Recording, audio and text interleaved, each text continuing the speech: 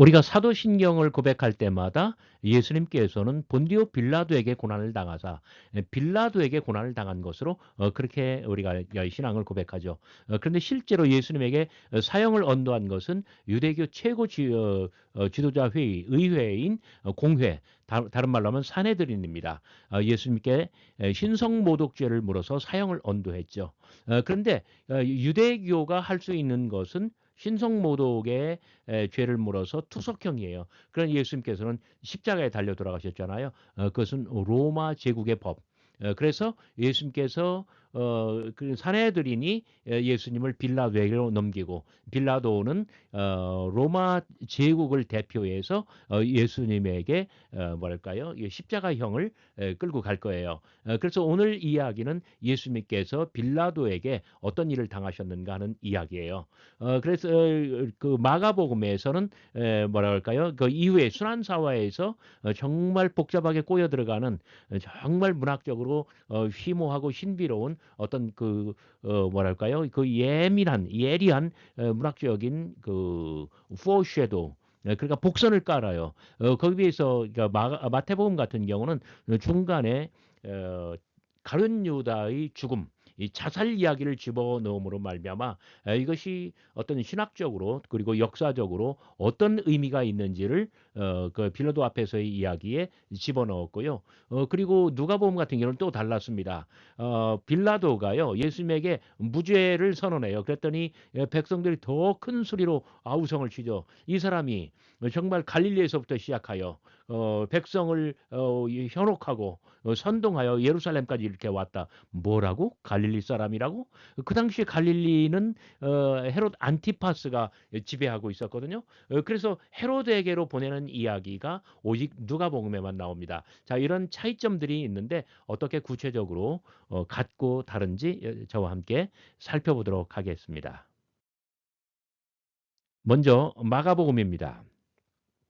새벽에 대제사장들이 즉시 장로들과 서기관들 곧 온 공회와 더불어 의논하고 예수를 결박하여 끌고 가서 빌라도에게 넘겨주니 빌라도가 묻되 네가 유대인의 왕이냐 예수께서 대답하여 이르시되 내 말이 옳도다 그거보다는 내 말이라 네가 그렇게 말했을 뿐이다 하심에 대제사장들이 여러 가지로 고발하는지라 빌라도가 또 물어 이르되 아무 대답도 없느냐 그들이 얼마나 많은 것으로 너를 고발하는가 보라 하되 예수께서 다시 아무 말씀으로도 대답하지 아니하시니 빌라도가 놀랍게 여기더라.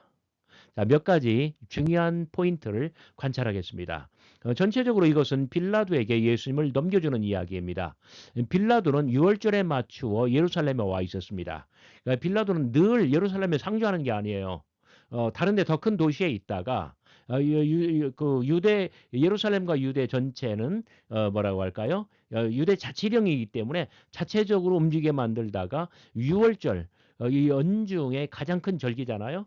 그러니까 로마를 반대하는 폭동이 일어나도 이때 일어날 거예요. 그렇기 때문에 요주의 기간이기 때문에 빌라도가 예루살렘에 와 있을 때요. 바로 이때 그온 공회가 유대 자치 정부가 예수님을 빌라도에게 그 로마 제국에 넘겨주는 거예요.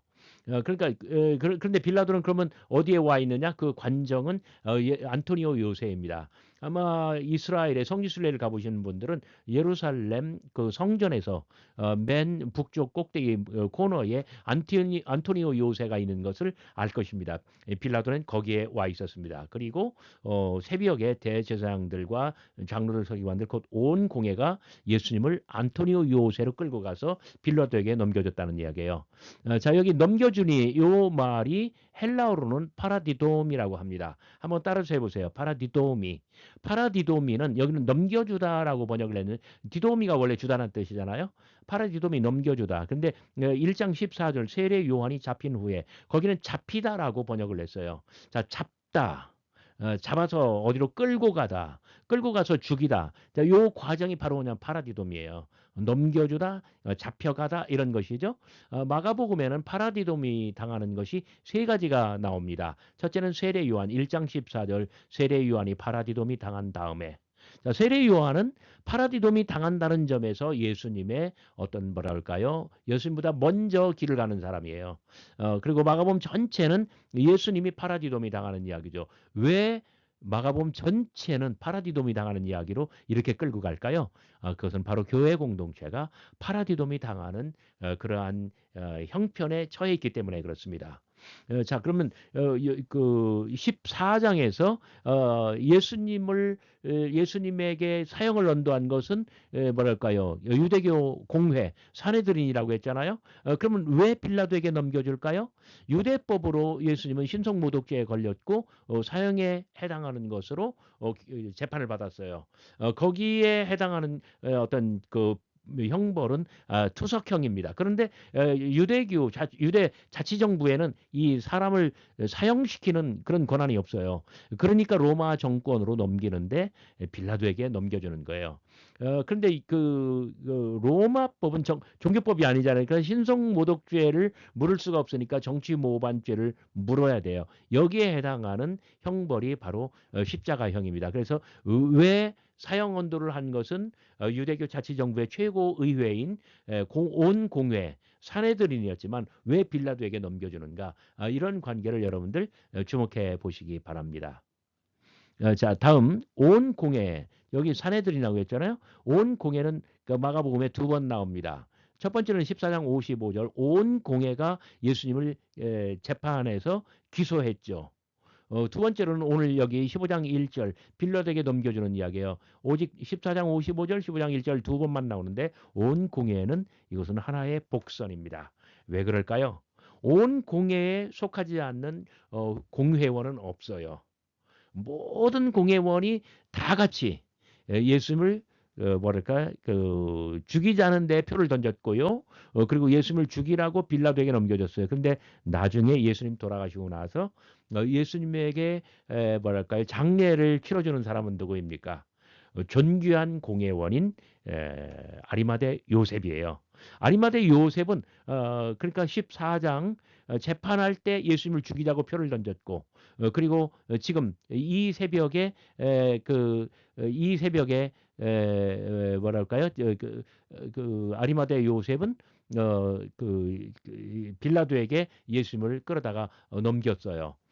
그런데 아리마대 요셉이 예수님의 죽음 직후에 사람이 변화됐다는 것을 이야기하죠. 바로 이런 복선을 마가복음은 끌고 있는 것입니다. 자, 그다음에 대제사장처럼 빌라도도 수에이 그러니까 여기 수에이 영어로 번역하면 you are 이거잖아요. 그러니까 수에이호 크리스토스 대제사장이 대제사장이 예수님에게 내가 찬송받을 자의 아들 그리스도냐? Are you the Christ, the Son of the Blessed? 이때 수에 Are you? 이렇게 물어보죠. 지금도 빌라도가 Are you the King of the Jews? 자, 이렇게 수에 Are you? 이렇게 물어봐요. 그러니까 이 이야기는 14장에 공회가 예수님을 재판하는 이야기를 닮아있다는 거죠. 자, 네 번째 포인트입니다. 2절 유대인의 왕 내가 유대인의 왕이냐 Are you the king of the Jews? 이렇게 물어봤을 때 우리말로는 네 말이 옳도다 이렇게 번역을 했습니다만은 헬라어가 뭐냐면요 그 수레게이 그 수레게이 you say 그거는 네가 말하는 거야. 그러니까 네 말이 옳도다 이렇게 번역한 거는 한참 진도를 나간 거예요. 결코 그런 뜻이 아니었어요. 네가 그렇게 말할 뿐이야. 내가 언제 유대인의 왕을 자처했어? 내가 유대인의 왕이라고 내가 그 주장했다고? 실제로 예수님께서는 유대에서 활동한 게 아니잖아요. 갈릴리에서 활동하셨잖아요. 이 말은 그것은 내 말일 뿐이다. 내 말이다. 이렇게 그 번역하는 것이 더 옳습니다. 3절 자, 그 3절 대제사장들이 여러 가지로 고발하는지라. 그런데 어떤 고발의 내용은 하나도 없잖아요. 자, 거꾸로 생각하면 예수님께서는 유대인의 왕을 자처한 적이 없고 모반을 꾀한 적도 없고 따라서 예수님께서는 아무런 혐의가 없습니다. 고발의 내용도 없는 거하고 뭐랄까 일치하는 거예요. 자, 4절, 5절. 예수님께서는 여호와의 고난받는 종으로 나타나십니다. 이사야 53장 7절. 털 깎는 자 앞에서 그 잠잠한 양. 그러니까 예수님께서는 아주 온순하고 그리고 정말 절대적으로 순종하며 하나님의 어떤 이 구원의 섭리에 그 뭐랄까요? 참여하는 그러한 모습을 보여준다라고 볼 수 있습니다. 자, 마가복음에 비해서 마태복음은 어떻게 됐을까요? 마가복음의 이야기는 우리가 한번 읽어봤기 때문에 마태복음입니다.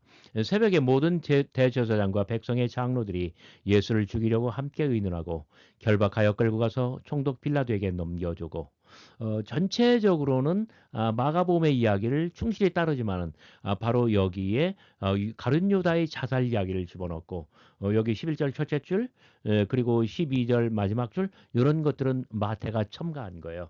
전체적으로는 마가복음의 이야기 흐름을 고스란히 따르지만 가룟 유다의 자살 이야기를 집어넣고 그리고 다른 부분에서 조금씩 변형시키고 있다. 자, 여기 1절 이거 마가복음 같은 경우는 대제사장들이 즉시 장로들과 서기관들 그러니까 여기 대제사장들 백성의 장로들 그런데 서기관들이 빠져 있잖아요. 왜 뺐을까요? 여기에는 신학 논쟁이 없기 때문에 그래요. 그다음에 온 공예와 더불어 이 말을 왜 뺐을까요? 온 공예를 집어넣으면 어떤 별도의 또 다른 그룹인 것처럼 느껴지기 때문에 오해를 뭐랄까요? 해소하고자 이렇게 한 것 같아요. 그리고 예수를 죽이려고 함께 의논하고 예수를 죽이려고를 집어넣었잖아요. 이것은 전체적으로 유대교 지도자들이 얼마나 악행을 보이고 있는가를 보여줄 뿐입니다. 그리고 그냥 빌라도에게 넘겨주는 게 아니라 총독 빌라도에게 넘겨줘. 이것은 마태복음 10장 18절에서 또 너희가 총독과 임금들 앞에 서리니 요 말을 집어넣었기 때문에 예수님께서 먼저 총독 앞에 서시는 어떤 하나의 모범, 샘플이라는 뜻이에요. 자, 그리고 3절부터 10절까지는 제가 그 본문 길어서 여기다 다 소개하지는 못했습니다만은 가룟 유다의 죽음, 유다의 자살 이야기예요. 유다는 자기가 예수님을 팔아 넘겼는데 은 30을 받고 팔아 넘겼는데 자기가 잘못했다는 것을 깨닫습니다. 그리고 그 은 30을 가지고 대제사장들 그리고 장로들에게로 쫓아가서 갖다 줍니다. 내가 무죄한 죄를 팔고 죄를 범하였도다. 했더니 이게 무슨 상관이야? 이것은 그 네가 이미 저지른 거야. 네가 당하라. 그러니까 가룟 유다는 어쩔 수 없이 이 은 30을 가지고 그 성전으로 가서 성소에 은 30을 던집니다. 그리고 나서 목매어 죽거든요. 그러니까 이 성소에 이 은 30이 들어왔을 때 이 성전 지도자들은 이것을 성전고에 어떤 성전 금기에 넣는 것이 합당하지 않다. 왜냐하면 그 사람 목숨값이잖아요. 그러면서 이것을 가지고 토기장이의 밭을 사서 나그네의 묘지로 삼았다고 합니다. 이 3절부터 10절까지가 그 이야기인데 무슨 뜻이에요? 여러분 한번 생각해 보시기 바랍니다. 이스라엘에 깨어진 토기 조각들로 널브러져 있는 아무렇게나 뒤덮여 있는 황폐한 밭. 이것이 여기 나그네의 어떤 무덤이라고 했잖아요. 이게 이방인들의 묘지가 된다는 거예요. 이것은 무엇을 뜻합니까? 하나님과 이스라엘 사이에 그 모든 신성한 어떤 언약의 관계가 다 깨졌고 그리고 취소됐다는 것을 뜻합니다. 가룟 유다의 죽음은 따라서 예수님을 죽이려고 지금까지 음모를 꾸미고 끌고 왔었던 유대교 지도자들 그들의 어떤 명분이나 모든 것들이 완전히 사라졌다는 것을 단적으로 보여주는 상징적인 이야기입니다. 자, 어쨌든 유다는 죽었어요. 근데 바로 앞 이야기 26장 마지막에서 베드로는 예수님을 세 번 부인하고 뭐랄까요? 아주 막 심하게 통곡했잖아요. 가룟 유다는 예수님을 배반하고 무엇으로 끝나요? 자살로 끝나요. 자 이렇게 가룟 유다의 배신과 베드로의 부인은 모두 다 비극으로 끝나서 참혹한 자살 그리고 쓰라린 통곡본임을 단적으로 보여준다라고 말할 수가 있습니다. 자, 그 다음 이야기, 11절, 예수께서 총독 앞에 섰음에, 마가복음에 없던 이 이야기를 첨가한 것은 이 8절이나 되는 긴 이야기, 유다의 자살 이야기가 나왔기 때문에 다시 한번 도입이 필요했을 뿐입니다. 그래서 이렇게 한 거고요. 그 다음에 총독 앞에 섰음에, 여기 총독. 계속 이렇게 한 것은 여기 총독 빌라도라고 했기 때문에 이 앞부분과 조율한 결과라고 볼 수가 있습니다. 12절, 대제사장들과 장로들에게 고발을 당하고, 대제사장들이 고발했다. 근데 여기 장로들을 첨가한 것은 왜 그럴까요? 앞에 대제사장과 장로들 이렇게 나왔기 때문에 여기도 대제사장들과 장로들 이렇게 조율한 것이라고 볼 수 있습니다. 그다음에 그 여러 가지로 고발하는지라 이 다음에 아무 대답도 아니하시는지라, 그리고 여기도 아무 말씀으로 대답하지 않는데 여기다 훨씬 더 강조해서 한마디도 대답하지 아니하시니, 이것은 뭐냐면 털 깎는 양 앞에서, 죄송합니다, 털 깎는 자 앞에서, 다시 말해서 양을 죽이려고 하는 자 앞에서 순수하게 그 모든 죽임을 받아들이는 예수 그리스도의 그 온유함에 대한 강조라고 말할 수가 있습니다. 그 다음에 마가복음으로 보면 어, 아무 대답도 없느냐, 그들이 얼마나 많은 것으로 너를 고발하는가 보라. 자, 질문이 몇 개? 두 개. 어찌 아무 대답도 없느냐, 그들이 얼마나 많은 것으로 너를 고발하느냐. 두 개의 질문을 마태는 하나의 질문으로 통합했습니다. 그들이 너를 쳐서 얼마나 많은 것으로 증언하는지 듣지 못하였느냐. 여기 보다라는 말을 듣다라는 말로 바꾼 것도 주목할 만한 것입니다.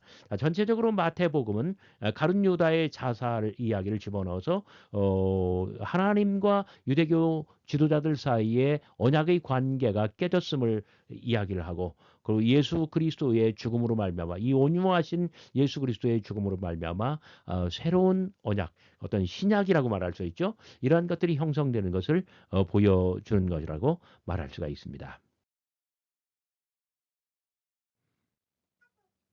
누가복음 이야기 볼까요? 무리가 다 일어나 예수를 빌라도에게 끌고 가서 고발하여 이르되, 우리가 이 사람을 보매 우리 백성을 미혹하고 가이사에게 세금을 바치는 것을 금하며 자칭 왕 그리스도라가 하더이다 하니, 빌라도가 예수께 물어 이르되, 내가 유대인의 왕이냐? 대답하여 이르시되, 내 말이 내 말이다. 빌라도가 대제사장들과 무리에게 이르되, 내가 보니 이 사람에게 죄가 없도다 하니, 무리가 더욱 강하게 말하되, 그가 온 유대에서 가르치고 갈릴레에서부터 시작하여 여기까지 와서 백성을 소동하게 하나이다. 이렇게 한 다음에 헤롯 안티파스에게 예수님을 보내는 이야기, 요가 나오는데, 헤롯 안티파스 앞에 선 예수님의 이야기는 누가복음에만 나오는 이야기예요. 자, 오히려 누가복음에는 이 빌라도가 다시 한번 물어보는 것, 이런 이야기들이 다 빠져나가고 있죠. 한번 살펴볼까요? 누가복음에서는요, 이 바로 앞에 22장까지 어떤 베드로가 예수님을 부인하는 이야기가 먼저 나오고, 그다음에 사람들이 희롱해요. 그러니까 예수님 편에서 보면은 베드로에게 3번이나 부인당하고 사람들로부터 온갖 희롱, 멸시, 천대 이걸 다 받고 그 다음에 재판을 받아요. 그러니까 마가복음, 마태복음하고 순서가 완전히 달랐잖아요. 그 다음에 빌라도의 신문이 나오는 거예요. 자, 예수님의 재판 직후에 빌라도가 신문을 하는데, 자, 무리가 다 일어나 예수를 빌라도에게 끌고 갔다. 그러니까 대제사장들, 서기관들, 장로들 온 공회, 이게 아니라 무리예요. 왜 무리로 바꿨을까요? 누가복음에서는 22장 47절, 감람산에서 예수님을 체포할 때부터 등장한 게 무리고, 예수님을 계속 죽음으로 몰고 가는 게 그 주체 세력이 바로 무리입니다. 그래서 정말 무리하지 않기 위해서 여기 무리라고 바꿔서 쓴 거예요. 그다음에 마가복음과 마태복음에는 어떤 예수님을 결박하고 끌고 갔지만 결박하지 않고 그냥 빌라도에게 안토니오 요새를 끌고 가고 있네요. 그다음에 넘겨줬다라는 말 대신에 고발하였다. 그러면서 그 고발의 내용은 첫째, 백성을 미혹했다. 그러니까 어떤 백성을 선동한, 뭔가 거짓으로 선동했다는 이야기죠. 그 민심을 흉흉하게 만들었다는 거예요. 그다음에 가이사에게 세금 바치는 것을 금했고, 그러니까 납세를 방해했고, 그리고 자칭 왕 그리스도라고 말했고, 오직 누가복음에만 이 세 가지 죄목의 고발 내용이 나오고 있습니다. 그다음에 그러나 빌라도는 예수님에게 묻습니다. 내가 유대인의 왕이냐? 바로 이런 점에서 그 마가복음, 마태복음하고 동일합니다. 이렇게 물으니 마가복음, 마태복음과 마찬가지로 수 레게이스 이렇게 그 네가 말하는구나. 그것은 너의 말이다. 너의 말일 뿐. 이렇게 대답을 했어요. 마찬가지로 이 세 개의 복음서 모두에서 내 말이 옳도다. 이 말은 이런 뜻은 결코 아니라는 점 여러분 기억해 주시기 바랍니다.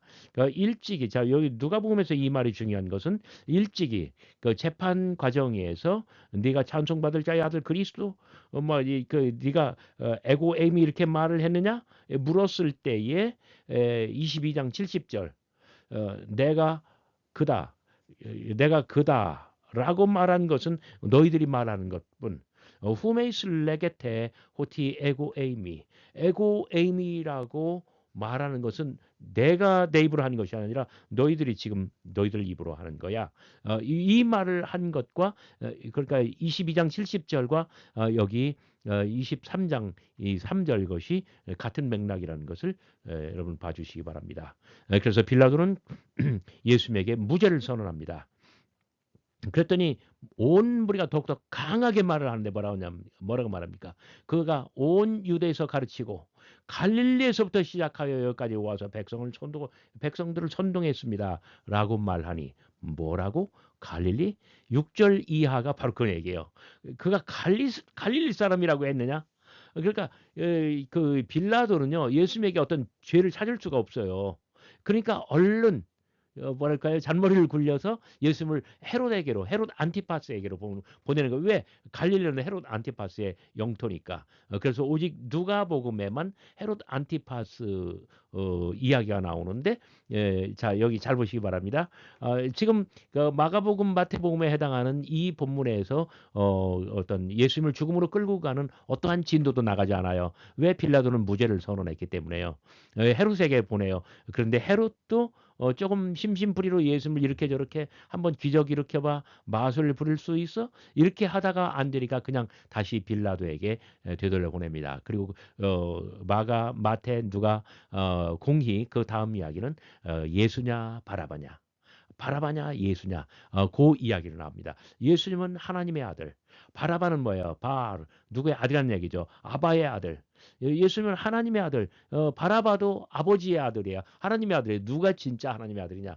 바로 이 논쟁이 다음번에 소개될 것입니다. 여러분 끝까지 잘 시청해 주셔서 대단히 감사합니다.